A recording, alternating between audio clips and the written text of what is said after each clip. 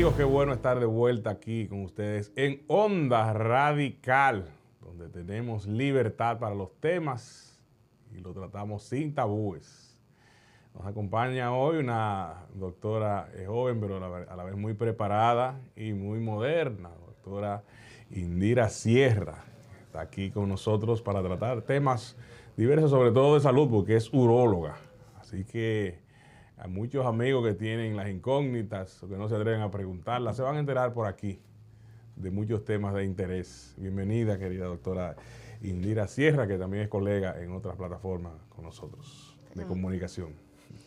Muchas gracias, de verdad que gracias por la invitación y por dejarme llegar a tu público con información. Gracias a usted. Puntual. Quisiera ver, doctora Sierra, hay unos mitos a la hora de la urología, sobre todo en el tema. Creo que el hombre es menos dado, va más tarde. Y a veces es tarde pesa y crea problemas. Lo piensa mucho, se habla que de los 35, que de los 40 ir al urólogo. Como que da muchas vueltas, tiene miedo, tiene tabúes el hombre para ir. Y la mujer, bueno, por orientación de su madre va desde la adolescencia, como se dice, desde la pubertad muchas veces a su ginecólogo. Ese tema ahí del miedo, la cobardía, la tardanza de ir al urólogo, ¿cómo afecta a los hombres? Culturalmente el hombre no va al médico. No va al médico y cuando va, generalmente acude al urólogo. Y acude al urólogo tal vez a destiempo, porque acude cuando ya tiene algo que le molesta, algún síntoma, cuando sí se siente mal. Pero a diferencia de la mujer, que siempre está en su consulta constante y que va a sus chequeos ginecológicos, el hombre no va cuando tiene un síntoma. Nosotros recomendamos la consulta habitual que sea a partir de los 45 años, sobre todo si es un paciente que no tiene ningún antecedente familiar de un problema prostático, o sea, de cáncer de próstata. Pero una consulta rutinaria debe iniciarse así, de los 40 años en adelante, para que el hombre se chequee su salud en general y sobre todo que se haga el screening sobre el cáncer de próstata. ¿Screen? ¿Cuál es? O sea, que se realice las pruebas para el PSA, por ejemplo. El PSA. El PSA es el antígeno prostático específico que nos ayuda a nosotros a monitorizar la salud prostática y a identificar si hay alguna señal de alarma que deba ponernos a pensar de que el paciente tenga algún problema canceroso en la próstata. Uno de los miedos y mitos es el famoso tacto rectal. Se le huye, algunos hombres creen que van a perder hombría por eso, porque el tacto rectal, que es el tacto, como uno dice digitalmente, de la próstata. Eso sigue funcionando, es necesario, le quita la hombría, la masculinidad al hombre. Oriéntenos sobre ese aspecto. Así como estableces, el tacto rectal para el hombre es un tabú. Y es un tabú sobre todo porque son los mismos hombres que tiene alrededor, sus amigos, sus familiares, que le dicen que va a perder la hombría por realizarse el tacto rectal. Pero el tacto rectal es necesario y es parte de la evaluación de un paciente. Yo no le he perdido.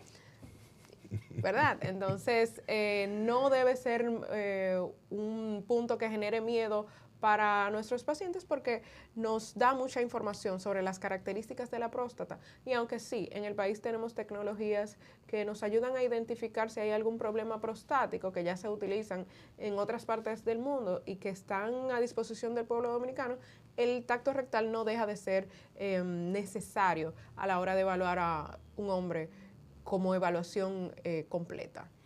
Por ejemplo, si a un hombre de cualquier X edad, digamos a partir de los 40, de los 50, se toma lo que es la sonografía pélvica o el mismo tacto le indica, rectal le indica, bueno, tiene agrandamiento.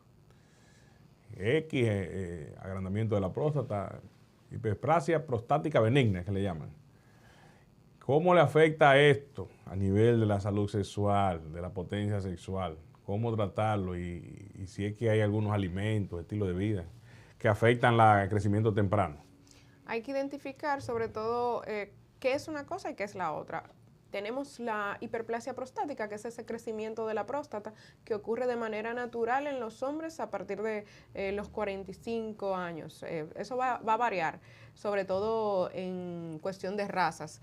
pero ese crecimiento prostático no necesariamente tiene que dar síntomas, sino que crece la próstata. Hay en ocasiones en que sí, ese crecimiento va a dificultar la salida de la orina, y si dificulta la salida de la orina, pues entonces el paciente empieza a levantarse mucho en la noche a orinar, a tener dificultad para orinar, a pujar incluso. En ese momento en que ese paciente se siente con todos esos síntomas, pues como no se siente bien, puede haber un tema ahí de que haya una falla en las relaciones sexuales, en la potencia sexual, pero no va ligada a una cosa con la otra. Son entidades diferentes que sí se ven en pacientes centrados en edad, y por eso tal vez la relación, hace el pueblo la relación de que una cosa lleva a la otra, pero no. La hiperplasia prostática es una cosa, la disfunción eréctil es otra. ¿Que puede afectar aún a los hombres en edades parecidas? Sí, pero tiene incluso tratamientos diferentes. El hecho de que usted tenga la próstata grande no lo hace que tenga algún problema de función sexual. Oyeron los que le gustan automedicarse. Por cierto, el tema desde la época que vino, bueno, las bebidas energizantes, las pastillas, como la Viagra o no, que han venido en auge, tienen como una venta demasiado libre y hay un acceso total, general, sin el urólogo, sin el cardiólogo. Esa gente que se automedica sin tener inclusive la cantidad de miligramos que necesita o edad que necesita. ¿Cómo manejar, qué aconsejarle a esa gente y los peligros que esto encierra?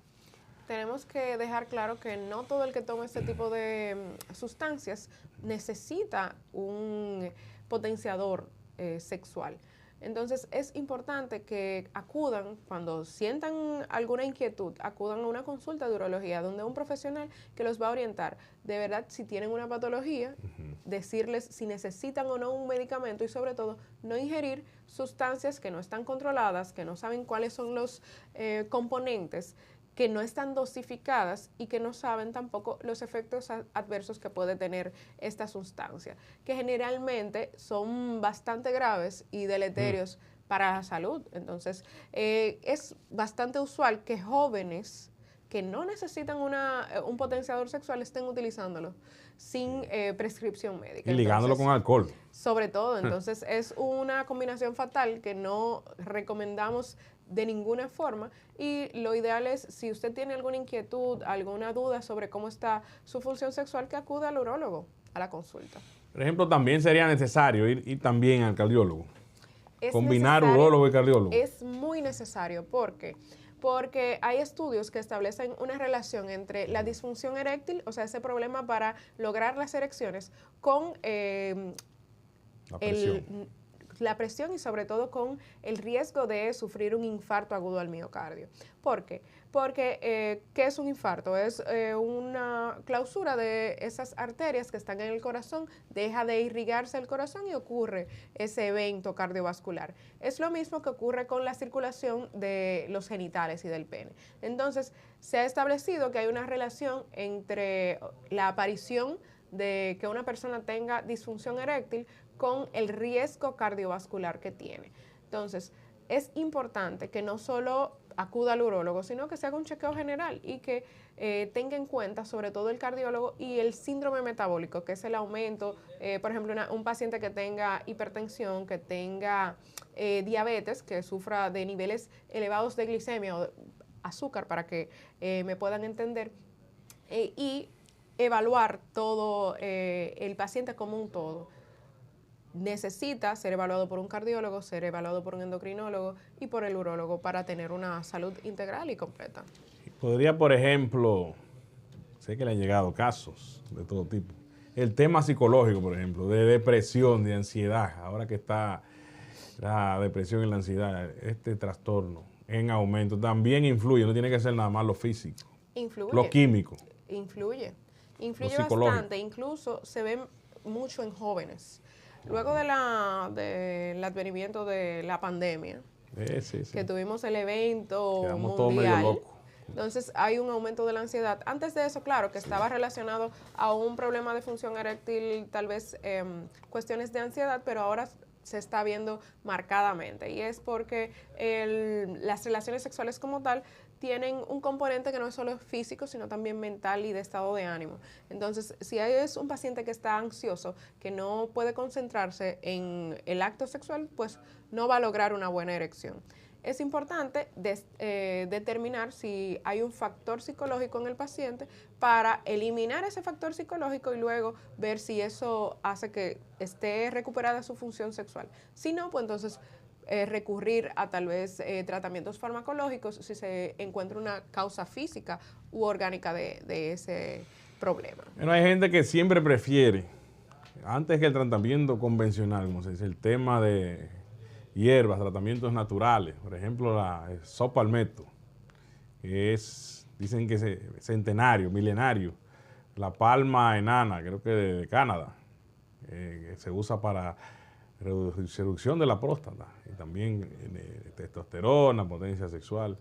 Este aspecto de los fármacos naturales, las hierbas, ¿cómo ustedes lo manejan? ¿Lo combinan o creen que se puede recurrir por encima de la medicina tradicional como alternativa? Por encima, no vamos a decir que por encima, porque no ofrecen una resolución de ese problema que tiene el paciente, pero sí son suplementos que ayudan a la salud prostática, porque la mayoría de esos tienen zinc, selenio, que son minerales que se necesitan y que son buenos para la salud prostática como tal, pero no son un sustituto de un paciente que necesite un tratamiento farmacológico que esté aprobado y que le va a resolver el problema. Entonces sí se pueden combinar, se pueden incluir, y si el paciente ya toma esos medicamentos que son un poquito más naturales, no hay por qué quitárselos a menos de que tengan un componente que no sea bueno para la salud del paciente. Pero si es simplemente esos suplementos que están a base de zinc y de selenio, pueden ser tomados sin ningún inconveniente. No, los dos extremos. Primero, ¿qué le pasa? ¿Qué debe hacer el hombre que tiene eyaculación precoz? Y el que tiene, que es poco frecuente o poco tratada, la retardada, los casos extremos, o gente que no puede tener el orgasmo. ¿Cómo ustedes manejan estos extremos? Entonces es una cuestión de educación sexual sobre todo, porque viene desde la raíz está en cómo empieza esa persona su vida sexual. Hay personas que por desconocimiento, porque nadie lo orientó, tienen algunas conductas sexuales que no son las más buenas para luego desarrollarse en el área. Por ejemplo, el eyaculador precoz puede estar desorientado en el sentido de que no todo el que dice ser eyaculador precoz lo es.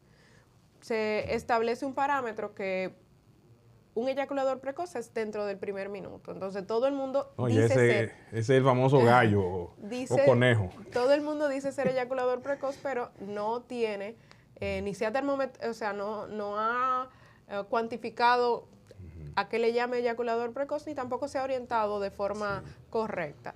La mayoría que va a la consulta y dice que es eyaculador precoz no lo es, simplemente está desorientado en ese sentido y tiene el mismo proceso de ansiedad, de desinformación y cree que es eyaculador precoz sin serlo. ¿El rango es como de cuándo? ¿5, 10, 20 minutos, 15? Lo normal es que, o sea, lo más estandarizado, vamos a ponerlo así, es que el coito como tal, luego de la penetración, sean 5 o 10 minutos.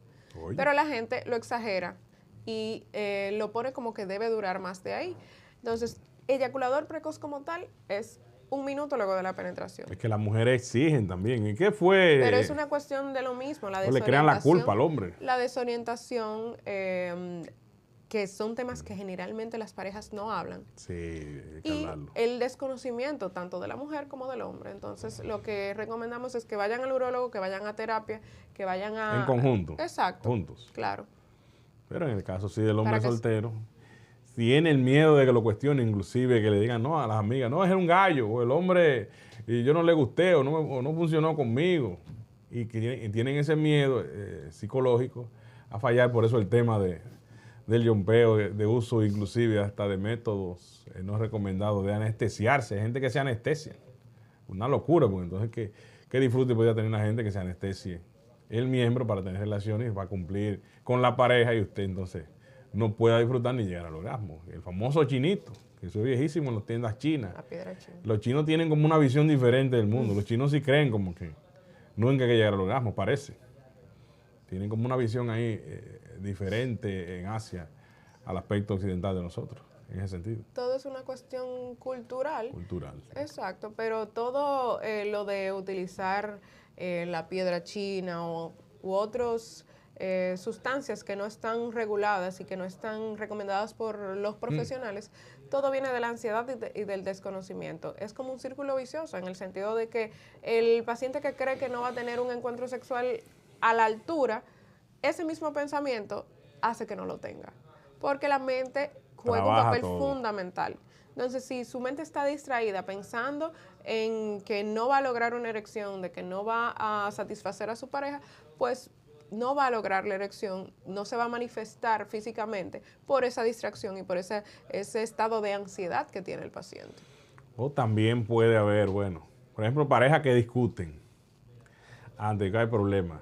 Eso afecta ya el tema de relaciones. Si hay una constante, aunque hay gente que no, que en la cama como que separan la cama del día a día en la discusión. Aquí hay de todo, que hay gente rara que pasa el día peleando, entonces no. Nuestro horario de la cama es diferente, pero hay gente también que ese constante pleito, ahí imagino que interviene la terapia de pareja, le afecta a las relaciones sexuales y terminan en infidelidades o en divorcio. Por eso es que siempre recomendamos, además del chequeo urológico como tal, si tienen una cuestión que necesita terapia sexual y de pareja, pues se deriva a ese profesional porque tienen las herramientas de cómo ayudar y de cómo subsanar esos problemas, no solo del hombre, sino de la pareja como tal. La mujer, bueno, la mujer ya con ir al ginecólogo cumple o tiene que ir también al urólogo, la mujer. La mujer también. O resuelve todo con el ginecólogo, porque uno tiene una confusión ahí. No podemos ser mezquinos. El médico de la mujer es el ginecólogo en el sentido de que la mayoría de las patologías femeninas, quien las trata es el ginecólogo en ese sentido. Pero sí, el urólogo trata la vía urinaria. Entonces, si hay una patología de la vía urinaria en una femenina, tiene que ir al urólogo la femenina también. Entonces sí, también vemos mujeres, sobre todo que tengan algún problema de cálculos renales, de infecciones de vías urinarias, tumor en la vía urinaria como tal. Entonces todo eso sí es es parte de lo que vemos los urólogos. El tema de la operación para la infertilidad del hombre, se llama, ¿cómo le llaman? Pero para cortar el tema de los testículos para hacerlo infértil. Infértil, para no inseminar, tiene un nombre esa operación. Vasectomía. La vasectomía, hay unos mitos ahí que dicen que primero como que después de un tiempo que eso funciona. Hay que esperar no sé cuántos meses o semanas, y segundo que ya hay un gran riesgo de impotencia sexual. Eso es cierto. Entonces, hay una que es cierta y otra que no. Ay. La que es cierta es que sí, que se debe esperar un tiempo, sobre todo se recomienda porque, ¿qué hacemos con la vasectomía? La vasectomía es simplemente cortar los conductos deferentes y pues ligarlos. El conducto deferente es un conducto que lleva los espermatozoides y ayuda a que salgan eso es parte de la vía espermática, es parte de donde ellos se trasladan para salir del cuerpo luego. Entonces se cortan, se ligan, o sea, se corta esa comunicación. Como un nudo ahí. Exacto, pero en todo ese otro trayecto que quedan espermatozoides. Por eso es que hay que esperar por lo menos de 15 a 20 eyaculaciones para estar seguros de que no quedan espermatozoides en la vía. Además, también se recomienda realizar un espermatograma, que es un estudio del semen, para ver si hay células. Si sale en el espermatograma que ya no hay espermatozoides, pues entonces ya está totalmente hábil para utilizar o para realizar la relación sexual sin protección, porque no tiene riesgo de embarazar si sale en ese estudio. Pero sí debe esperarse. Con relación a que si la vasectomía causa disfunción eréctil, no está relacionado a la disfunción eréctil porque, como mencioné, es simplemente cortar esos conductos deferentes. Entonces, no va a afectar en nada la potencia sexual. Algunos amigos, bueno, que ya ustedes saben, 15 a 20 eyaculaciones, eso es como 1 o 2 meses, no sé, dependiendo la actividad de la gente, porque han dicho, no, eso no funciona, fulano se la hizo y embarazó a la novia, al amante. Se han dado muchos casos de eso, entonces salen a desacreditar la operación. Ya ustedes saben, con la orientación científica, aquí de la doctora, que hay que esperar ese tiempo y hacerse el análisis. Y a pesar de eso, está descrito que hay una posibilidad de recanalización. O sea, que esos conductos que se cortan pueden llegar a juntarse luego. Como un imancito que vuelven. Puede ocurrir. Engañoso. Entonces, es posible.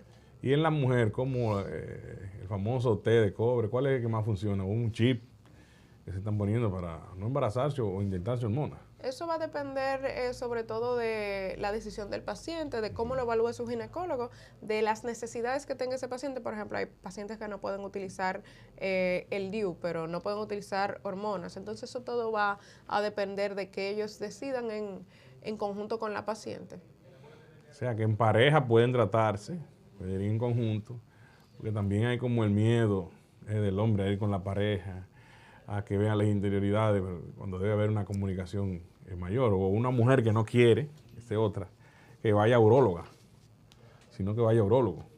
Hasta eso se da. Eso puede ocurrir, pero lo que más se ve en la consulta, o por lo menos lo que más yo he visto, es que la mujer acompaña al hombre a la consulta y es la que más sabe incluso de qué toma. Y le exige, mire, dele la pastilla para ver si funciona. No necesariamente, pero sí ofrece información también la pareja, entonces sí vemos bien que vayan acompañados. Y a partir de que ya hay que tomar, o sea, testosterona, porque esa es otra cosa. Cuando vaya y baja la testosterona, podría ser una causa también, pero dicen que también el exceso tumba el pelo del hombre, lo deja calvo. Entonces la testosterona, el uso de la testosterona es bastante delicado, sobre todo porque no todos los hombres van a necesitar una suplementación de testosterona. ¿Cuándo se necesitan? Cuando los niveles están por debajo de los parámetros normales. Y no a todos los hombres les ocurre esto.